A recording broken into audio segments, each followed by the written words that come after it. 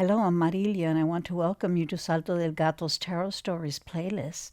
Today we're going to explore the Emperor Trump number 4 of the Major Arcana. Yes, that guy.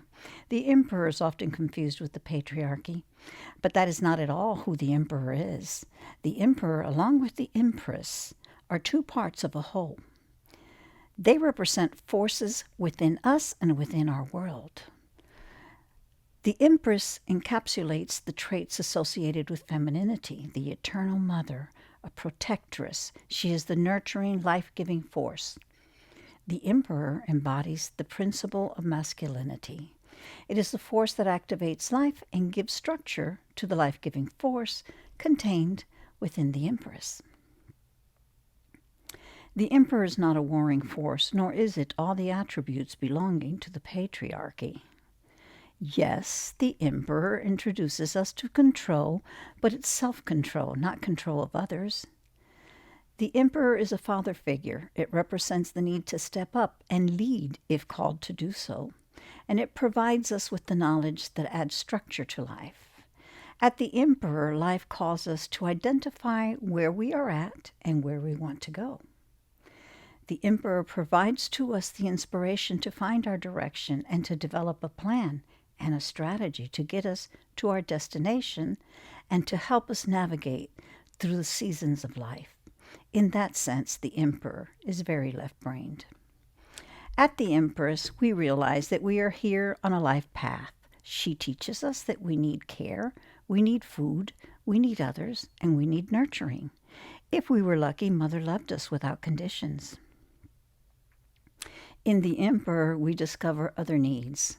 We discover life has conditions. We might even feel resentment towards the Emperor and feel he interrupted our cozy relationship with Mother to bring us out into society.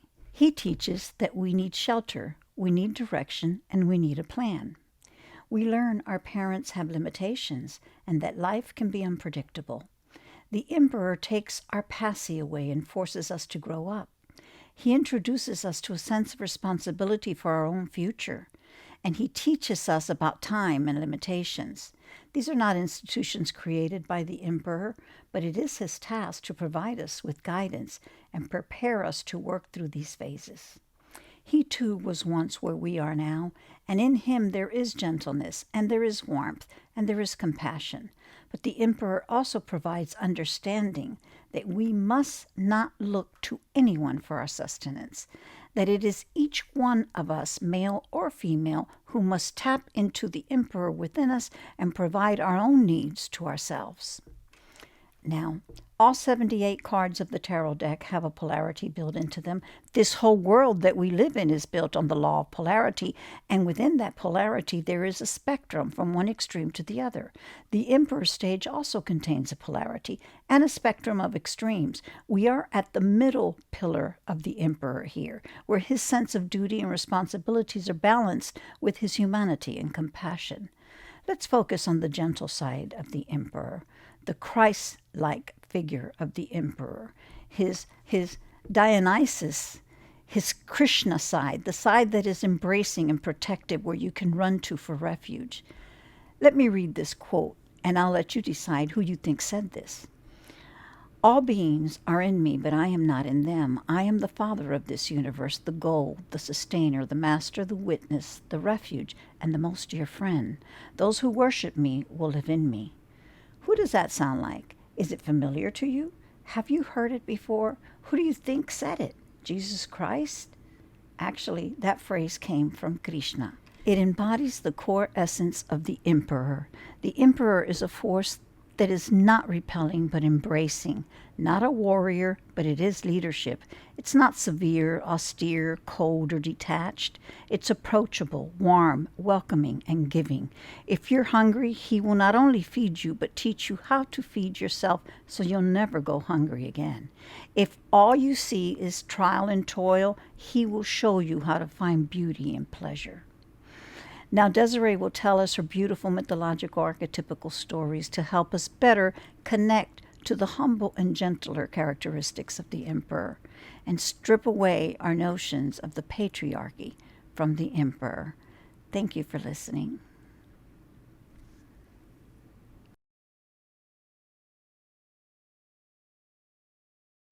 The Emperor is old. The Emperor is tired. The Emperor is not himself anymore. You may think you know him, but you do not. He is weighed down and constricted by the heavy armor we have clothed him in. You would have to remove layers of protection to get to who he really is. The throne he sits upon is hard and unsupportive. It literally doesn't have his back. Still, he holds his scepter out in front of him, so that we remember his manhood. But close to him he holds the orb, the symbol of the fertile earth, his goddess.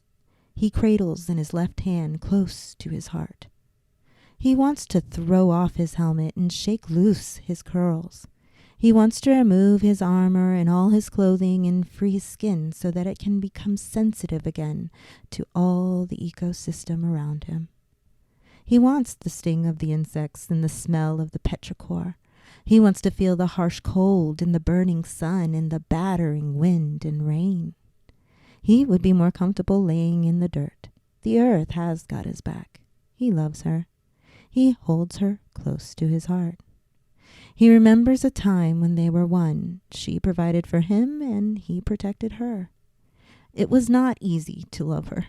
She was dangerous and unpredictable. At times she seemed to require everything he had in him, all of his time, all of his patience, and all of his energy. But she gave him back all of those things, and she made him strong. He became powerful and magical through her. He could shapeshift into any animal. Plants would speak to him in dreams. He understood the rivers and he saw the fairies in the springs. Every day he negotiated with the forest for food, shelter, and rest. He mastered fire and created comfort. The forest was receptive to him because he took only what he needed, and in the end his body belonged to the forest. He was a force as strong as any in nature. But what we saw in him was an opportunity.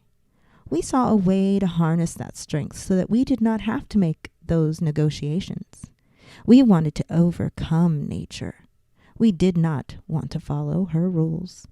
We used him to dominate her. So now he is laden down in heavy metal and covered from head to toe, pretending to be someone he is not. He is in disguise, protected from her so that she can no longer have influence over him. We have told him that he is not a man unless he breaks all his promises to her. It is no wonder he struggles to hear her. Even if he could, would he understand what she was saying? Since he invented his own language, is he no longer even capable of speaking hers? Our emperor is suppressed. Like a mushroom, most of him is buried deep. He is waiting for a chance to sporulate. He wants to be freed. Every so often he emerges and casts his spores out in the wind, searching for an environment that needs him. He is Dionysus in Greece, Loki in Scandinavia. He's Anansi in Africa, and he is Jesus of Nazareth. He is the disruptor who comes to stir the pot. He removes the curtain so we can see the wizard is just a scared old man. He makes us go wild, shrek our so-called responsibilities, and he unmasks paradise all around us.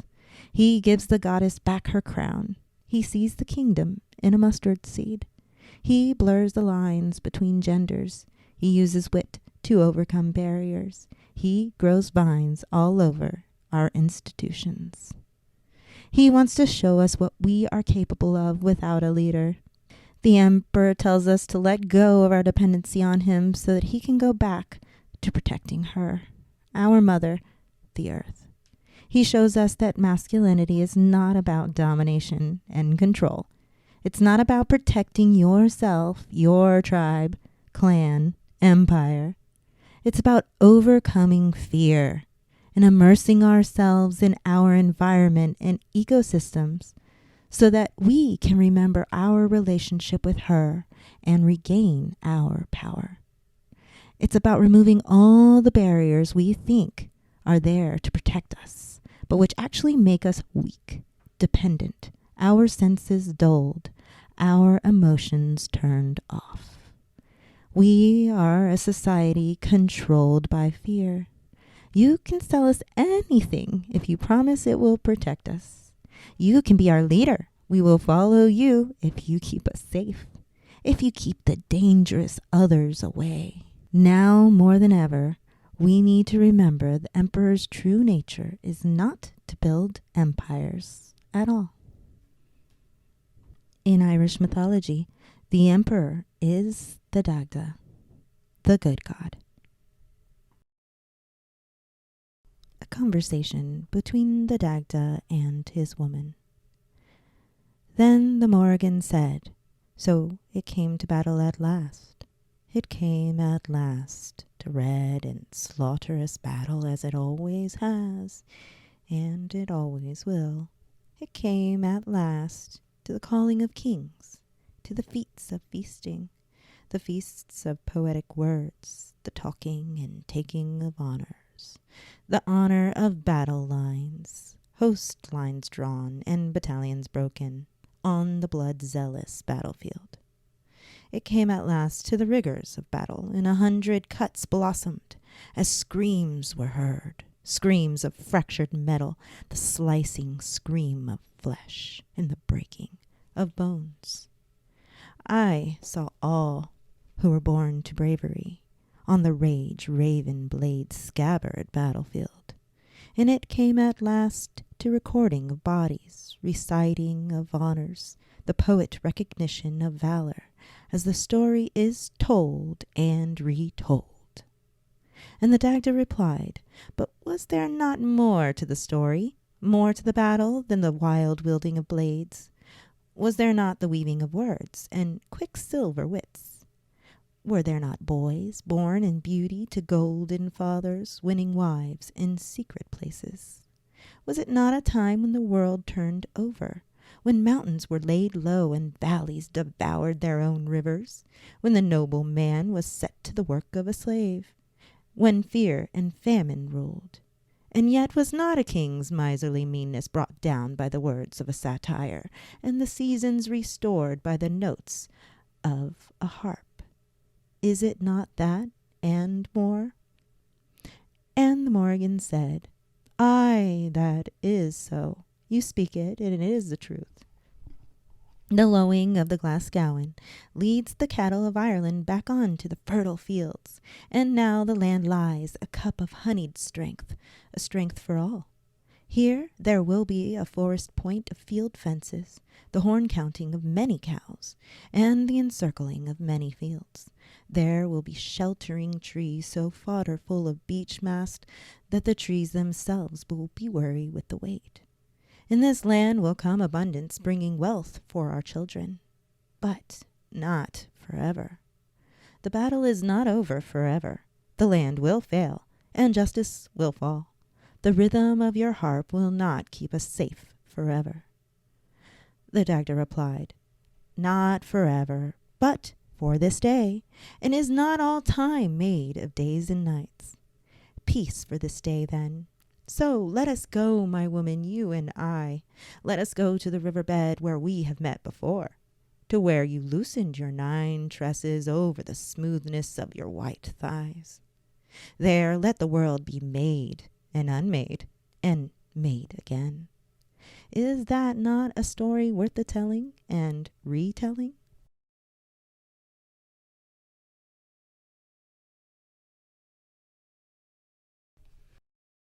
The land does not prosper, the crops do not yield, the cows give no milk, without the friendship of the Dagda. The Dagda has a harp, a club, and a cauldron. He is not a king. He is much, much more. He is the provider, the chief of the gods of the Tua de Danann, the people of the goddess Danu, who came to Ireland during its 4th invasion. You have met his woman, the Morrigan, poetess and seer. Of his cauldron it is said no company ever went away unsatisfied. His club forms and divides the land, and his harp plays the seasons into existence. He is a wordsmith who uses wit to circumvent bureaucracy and restore natural order. He is not concerned with kingship, and he is not a warrior. He is responsible for the fertility of the land and the food. He is the only God who can divide both and parcel both out. His woman and he are responsible for the choir, or the balance between societal needs and the laws of nature. But unlike most masculine deities, it is he who protects the needs of nature and she who weaves the human story into poetic prophecy. In our story, we come upon him after the land has been invaded by a people called the Fomorians, and the king of the Tuatha Dé Danann, Nuada, has been wounded. He has had his left hand cut off. In ancient Ireland, a king must be whole, so Nuada was dethroned, and a new king was put in his place. His name is Bress. Bress is a beautiful and strong warrior who is very popular with the ladies. And ultimately, he is chosen because he is half Fomorian. And the Tuatha think this could be a good way to bring peace to the land. The only problem is, Bress is a dick. He has daddy issues, and he is still looking for approval from his dad, who is the Fomorian king. So he begins to collect tribute for him from his own people. Not only that, but he has degraded the roles of all the leaders of the Tuatha Dé Danann. The Dagda has had his harp taken from him, and not being able to play the songs of the seasons, the land has become a wasteland. The great divider and builder of the lands is made to build Bress's palace, and he is not paid or fed properly for his labor. Cridgenbell, Bress's Fomorian friend, has been blackmailing him. He threatened to satirize him, ruin his reputation for unwavering hospitality, which the Dagda was literally the god of. If he did not give him his best portion of his meal every time he ate. The Dagda was starting to grow thin and weak when he happened upon his son, Angus-Og, the god of love, but also trickery. And Angus gave him some pretty solid advice. First, he tells his dad to place gold coins in 3 pieces of meat, so that when greedy Cridgenbell came to take the best bits, he would be obliged to give him the pieces with the gold coin. The Dagda did this, and that was the end of Cridgenbell, but that was only part of the plan. Bress brings the Dagda to court to be tried for his friend's murder and finds the Dagda guilty of wrongdoing. Now, once again here, there's someone coming after the Dagda's reputation, and that never goes well when it concerns the Dagda. The Dagda always acts justly. It is he who determines the king's truth, or fear flahamin. So the Dagda tells him the whole story, and in front of the whole court, Cridgenbell's greed is revealed, and it is determined that the Dagda cannot be guilty because Cridgenbell did, in fact, ask for it. He asked for the best 2 bits, and the 2 best bits are what the Dagda gave the greedy little shit. It's not his fault, it killed him. And now Bress had given a false judgment. In ancient Ireland, a king who shows poor judgment is not a true king. He does not have fear flahamin, or the king's truth. Luckily for the Tuatha Dé Danann, Nuada had recently been fashioned a silver arm, and so he was whole again and ready to take back his throne. But it wasn't going to be easy. Bress wasn't just going to give up, and his father, the Fomorian king, would be furious if he stopped receiving his tribute. In other words, a war began to brew. The Dagda, meanwhile, went back to his work. He was satisfied now that he was receiving his full compensation, which brings us back to that advice he was receiving from his youngest son, Angus-Og, who told him to ask for a very specific black heifer as just payment for his work. Bress already thought of him as a backwards idiot, so he mocked him. He could have asked for anything, but he asked for one dumb heifer. Ultimately, though, he agreed to the payment, and we'll get back to that heifer in just a moment. Nuada called his battle chief Lu, all the druids, physicians, charioteers, smiths, and lawyers. All were asked what they could contribute to the coming war, and all gave their very generous response. But the Dagda's response was that he would do all those things himself. Then it is the Morgan's turn to speak, and in her usual macabre fashion, bums everyone out with her prophecy of death and destruction. But she doesn't promise to aid either side. It is the Dagda who must secure her favor. He meets her at their usual meeting place by the river Unshin, just before Samhain. Her legs straddle the small stream, and her hair is loose in 9 flowing tresses. After they have made love, they discuss their plans for the upcoming battle. She tells the Dagda where the Fomorian ships will land, and she vows to destroy the Fomorian king by taking the blood of his heart and the kidneys of his valor. Not sure what that means, but wouldn't want to find out. With this information in hand, he heads to the Fomorian camp on a diplomatic mission and maybe just a wee bit of spying. The Fomorians get wind of his coming, and they know that he is the great Bruigu, who not only must be hospitable, but must also be able to properly receive hospitality. And they hatch a plan. They dig a huge ditch in the earth, and they fill it with milk and barley, fat, and several goats, sheep, and pigs, knowing that the good God will have to eat every last bit. And he does, with a ladle so large a couple could lie in it. He is so stuffed with food that he can barely move, and his tunic no longer covers his big ass or his giant club. But his job as Bruigu is not yet complete, because as he is leaving the camp, he encounters a young woman who identifies herself as the daughter of Indek, king of the Fomorians, and demands that he put her on his back and carry her to her father's camp. In ancient Ireland, this was how one flirted, apparently, because what she was really trying to do was have sex with him. Yeah, that's right, another not-so-kind gesture of hospitality, because she knows full well that he can't do anything in his current gluttonous state. She begins to mock him, wrestle him, and finally she hurls him to the ground, where he empties the contents of his belly. I never said this was a romantic tale. Not all princesses have the same idea of foreplay. The Dagda finally consents, but not until he has revealed his name to her. And when she calls him by his full name, the Dagda gained a mistress, and they made love. He also gains a powerful ally, because after their little tumble in the dirt, she promises to go against her father and the Fomorians to help the Tuatha Dé Danann in the coming war. And then there was war, and no need to get into the details. We know how war goes. And we meet the good God again after the war has been won. As his woman predicted, the Tuatha Dé Danann were the victors, and she brought their blood in her hands. But before the Morrigan can give her final prophecy and restore social order, the Dagda has one final act to perform.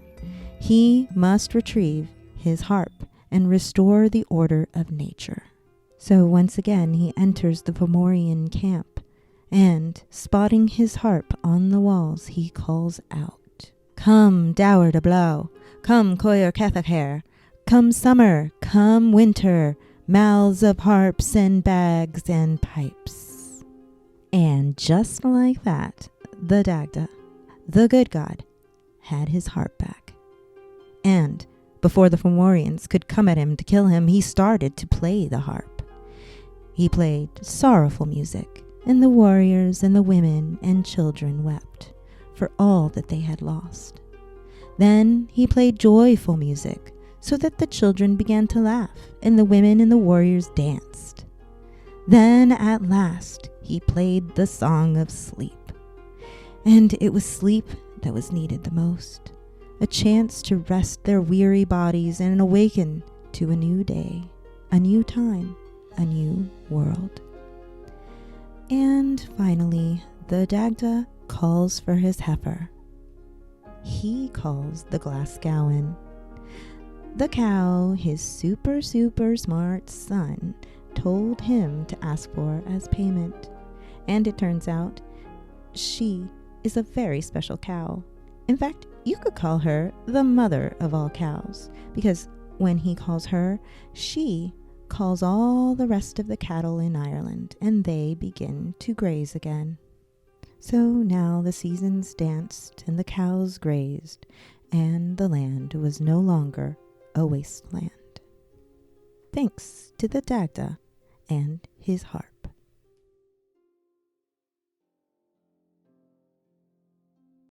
All right.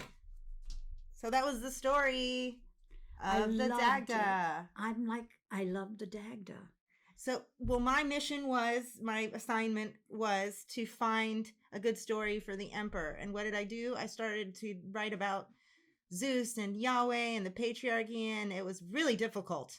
Right, because I think they would have been totally the wrong archetypes, because they are associated too much with the imagery of the patriarchy, and this is what we want to talk about here. Right. And so when she gave me the better explanation of the emperor card, immediately I thought of the Dagda. That was beautiful.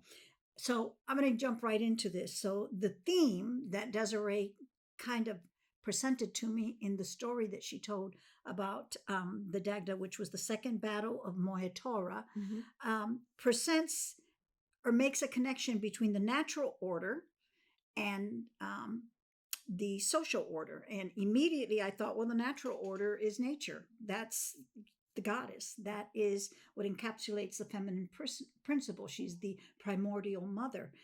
And of course, social order is the weaning away from mother and entry into society. It's God the Father, which is the masculine principle encapsulated in the emperor. And he is the primordial father. And I thought that was absolutely beautiful, because we all have that inner struggle within us. So when we arrive here at the emperor, we encounter that inner struggle, that inner conflict, as we come to terms with our own feminine and masculine forces that are within us and that are within everything. But here we really encounter that, and we feel all that resentment, and we have a bit of confusion where we think, well, it's the patriarchy or it's the matriarchy. It has to be a matriarchy, and it has nothing to do with any of that. I think that it's here where we realize that Mother Nature is where we land in her womb, and we grow and we're nurtured. But it is in Father where we realize that it is how it's how we have to learn that it's in Father that we're going to be able to sustain our lives. Life is sustainable in the Father, in the male active force, which you brought out, which was that you said, oh, I get it. The masculine force is not the patriarchy, it's action. It's getting up and doing something. It's that feeling of, I just want to do something. And in fact, I think it was brilliant what you said, was that we get involved with all these rules and all these, all of this bureaucracy and all of this red tape that kind of just stumps us. And all we want to do is, let's just get to it and do it, right? So in the story, the second battle of Moyatora, we meet the emperor as the Dagda. Oh, I couldn't have thought of a better archetype for that. The Dagda is the god of the land, and we learn that the fertility of the land is connected to the success of the king.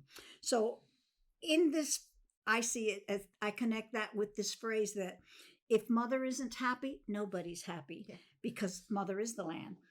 Remember that the force contained within the empress is visible in natural catastrophe. So if she's not happy, no one's happy.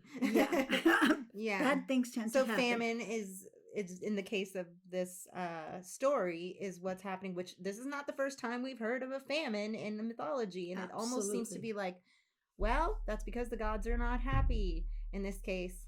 which the land. is It's Mother what Earth. the indigenous people always related to. Well, the gods aren't happy, that's why this is happening. Mhm. And in a sense, there's some philosophical truth to that, Mhm. because in the Dagda, he sees that if he can keep her happy by managing the land, by working and caring for the land, she will be fertile and the king will be successful. Yes. So if the king's subjects are hungry, they will be angry and rise up. How So true is that? I Uh, mean, like, I didn't ever even think of that. I'm like, okay, they go hand in hand. I get it. But when you really think about it, how many battles and wars have been fought because people are just starving? yes. And that's how these revolutions, the French Revolution, and Right. you They're know, the these revolutions. marginalized people. When the marginalized people around the perimeter are upset, they will have an uprising and they'll overcome the power in the center. The Dagda understands this, and his cauldron represents the power in the center. And it's in his cauldron, filled with abundance and the fertility of the land, that he can provide sustenance and nourishment for the people, and everybody will be happy and there will be peace on the land. So, bottom line is, the cauldron makes a huge impact in this story because it is the power center. And that makes so much sense. You don't feed the people. If the people are going hungry, it doesn't matter how powerful your empire is, how strong your military is, and how great of a wealth your empire has obtained. You're going to get an uprising. And I mean, this is true The marginal historically. people are And going I to. also think it's really funny because the cauldron is also, everything in Irish mythology has like this triple meaning or double meaning in this case. And the cauldron is very, very indicative of his actual belly, his stomach, which, comes up in that really freaking hilarious way where he's, being flirted with by the king's daughter, and she makes him empty the contents of his belly. But we know that the food he was given wasn't really given out of true hospitality. It was kind of like well, here you go, now eat all this. And so I just thought that was really funny. But yes, the cauldron, feeding the people, I mean, that's the heart of everything, right? You have to make sure. When you talked about how my grandmother, no matter how much money she had, no matter what didn't kind, what was have, in, because we were very yeah, poor. it was like It you doesn't feed matter the who people. walked in, there was always something left to feed somebody. And there's power in that. And there is power There in is. that. There is. There is power in that. First of all, it's a conditioning that takes place, but we're not going to go there. Yeah. Something I wanted to expand on when you mentioned the belly, the Dagda. So all of the body parts are used symbolically here.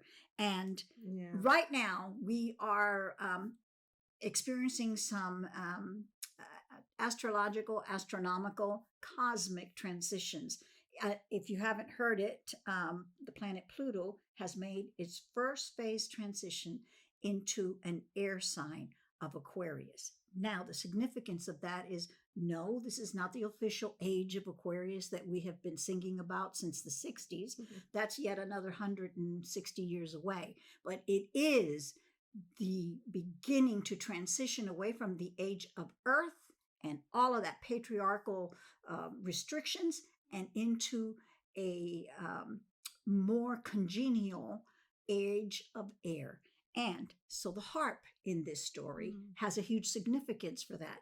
The harp represents, it's the air medicine. So it plays to the seasons of the earth. It soothes them, it brings them in this story, and to the seasons of Mother Nature, but it also plays to the seasons of our lives, of our emotions, and of our psychology. It's the salve, if you will, for humanity. And that's what's being brought in. We have been, I think, for the last 40 years under the age of Earth. And in that time, there have been huge struggles. There has been this competitiveness, this, I've got to win. I've got to go. I've got to conquer. I've got to take, because we can't let somebody else have it. And that puts so much pressure on us. So we're all stressed out. We're all full of anxiety. If it's not illegal drugs that are taking place, it's legal drugs. But everybody has to have some kind of pharmaceutical medicine in order to get by. Or they're drinking, or they're smoking, or they're doing something that's just unhealthy for them It's because almost as if we're all broken and need some we're all sick. medicine. We're all sick from the age of earth struggles and conditioning. So in the age of air, we have a welcome salve of music. And actually, you can look to the future of some pretty exciting new breakthroughs in music and in the arts and in technology, and of course in AI, which has already begun to show itself. But it is the salve of humanity. And it's similar to the Psalms of David in the Bible. So if you're familiar with the Psalms of David, it's where the king was so tormented by the pressures put on him by the people that they were rising up against him. And he called to David to play his harp because the music soothed him. So the harp was his medicine. And the harp in this story is a symbolism for the air medicine that we're just moving into. So I thought that was really great. That is really interesting also because in ancient Greece, we know that one of the ways that they healed people was through with music. They almost had like a spa like situation. I wouldn't want to live in ancient Greece as a woman, but sometimes I'm like, oh, they had some pretty nice stuff. They would have like huge, spas, and music was part of their like literal healing resonance tones. There process, was do you know that there is actually a whole it's a whole study of that there is this alternative medicine of sound. And well, if you get I have purring are supposed to be at the perfect hertz apparently to like restore muscle wonderful. Tissue and really, yeah. Well, I have Heisenberg sleeping with me, and sometimes I have both Heisenberg and Tara sleeping with me, so maybe they can sense when I need some of their medicine because I get that. Yeah. But it's actually like if you ever had tuning forks, that you if you're stressed, you hit a tuning fork and you just let it vibrate at your meditation ear, and it immediately is very soothing. So sound is soothing, and we're probably going to see more breakthroughs in that we're going to see that light and sound are actually good medicine. So that might be ahead in the next 20 years. We're about to enter a new age of learning and uncovering truths and facts, scientific advancements in technology, in artificial intelligence, and in ways that we have to question ourselves because we collectively are going to have to understand what is being created in artificial intelligence, what the potential significance of that could be for us and the consequences. And we have to collectively come together. We have to come together to agree unitedly on what we are going to allow this to be. So there are interesting things ahead, many challenges ahead, but we haven't gotten to where we're at today without having come through ages and civilizations of struggle. I already see this really cool thing happening in the science, because I think another thing that you're mentioning AI, and that's technology, but also with science, we're having to rethink everything. Like you were just talking about how sound is medicine, and these things were very woo-woo not too long ago. Like you said, you can heal your someone with some noise, and people are taken back by that. But now it's not so unusual to hear a scientist talk about noise in plants, or there's a lot more crossover between the rigid structured. It's almost like those rigid structures are becoming less rigid. Absolutely. In fact, there's been several studies on this, but there is one out of, I believe it's Stanford University. I'll research that and be more precise on the web post that I'm going to make of this. But this PhD doctor who heads up a bunch of research on this has discovered that for people that have interrupted sleep patterns, which I've had them forever, that rather than to put people on medicines like Ambien or anything like that, that what he recommends is that you rise up at sunrise and you go outside for at least 20 minutes and you expose yourself to the rising sun. Now, lucky for me, I'm ahead of the times because I happen to live here on this beautiful lake that has the most amazing sunrises. And I'm always out there as often as I can be to catch them. And I don't know why. They just invigorate me. But he says, and then you follow that up by in the evening, when the sun starts setting, you go outside and you watch the sun set. And that if you do this repeatedly for, I don't know, a week or two, your Arcadian rhythms, Arcadian, those rhythms that regulate your sleep patterns will reset, will reset, and they'll synchronize with the earth. Yeah. And so, those people that tell you go outside and let your feet touch the ground, don't put your shoes on, just be barefoot for a little while. That all is now finding there's some facts, scientific facts behind. Oh, what the scientists are now realizing babies should be playing in the dirt. So interesting. Yeah. So in the end, it's the Dagda's cauldron of plenty that is always filled to feed the hungry, to soothe them with music, to welcome them to the warmth of his hearth. Now here's an interesting take. Her earth. Yes. Hearth. I love that. Get it? Now this is hospitality. Welcome to her earth. Right. Welcome to her earth.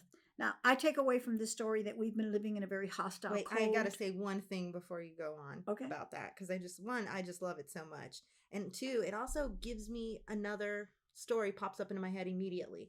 And that is the story of my guy, Odysseus, and his woman, Penelope, and how she was, these trials he had to get through in order to come back home to her and her hearth, and the whole idea of hospitality, that these men who were overrunning his house, met with quite an end when he got back home, because they weren't respecting her home, and his home in essence, but her earth. Yeah. That's the significance Sorry, of so that. now you can. Anyway, what I take away from this story is that we've been living in a very hostile, cold, austere societal system that divides and separates in order to conquer. And with this emergence of energies that are taking place cosmically, it's ironic that we reach in our storytelling the Emperor card. And it's here we get a chance to deconstruct all of the false imagery that we attach to who the Emperor is and what he represents. And now we get to understand that the old systems of Capricorn, the age of Earth, have not worked and must be left behind us. And we see how they've made a wasteland of our lives here on Earth. So the new age of air in Aquarius brings us the new air medicine, the Dagda's harp.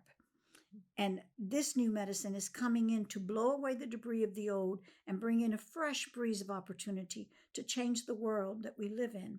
But it begins with each one of us engaging in an internal journey to clear out our mental debris and emotional struggles and to replace all that old conditioning from the age of Earth.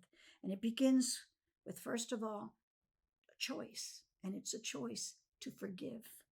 It's forgiveness of others, even the patriarchy, and forgiveness of ourselves. To be willing to move away from the fear of feeling that we must compete, because if we let somebody else win, we're going to lose something. That is a false narrative that needs to go away. And in the Dagda, in his story, we learn that there is a cauldron of plenty. It's always filled. There's enough for everyone. And he invites everyone to come and eat. Come and partake of the feast in the cauldron. And let's keep Mother Nature happy.